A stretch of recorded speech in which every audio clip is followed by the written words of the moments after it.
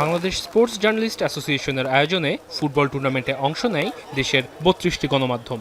৮টি গ্রুপে ভাগ হয়ে গ্রুপের সেরা দল হিসেবে কোয়ার্টার ফাইনাল নিশ্চিত করে টিম এখন। আসরের প্রথম ম্যাচে বাংলাদেশ প্রতিদিনকে হারিয়ে দারুণ শুরু করে টেলিভিশন চ্যানেলটি। গ্রুপ পর্বের দ্বিতীয় ম্যাচে এখনের প্রতিপক্ষ নিউজ 24। সকাল থেকে বৃষ্টির হানায় মাঠ ছিল কর্দমাক্ত, তাই খেলাও হয়েছে ধীরগতির। তবে এ অবস্থাতেও সেরা পারফরমেন্স দেখায় এখন টেলিভিশনের ফুটবলাররা।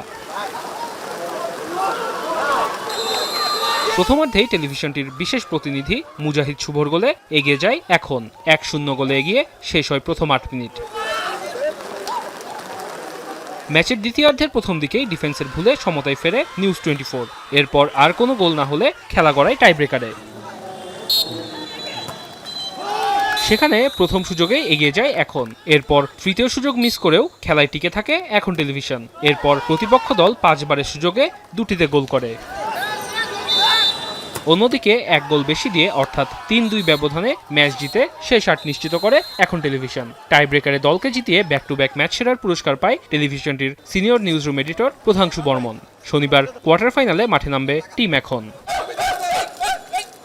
ওয়াসিল হক পান্থ, এখন, ঢাকা।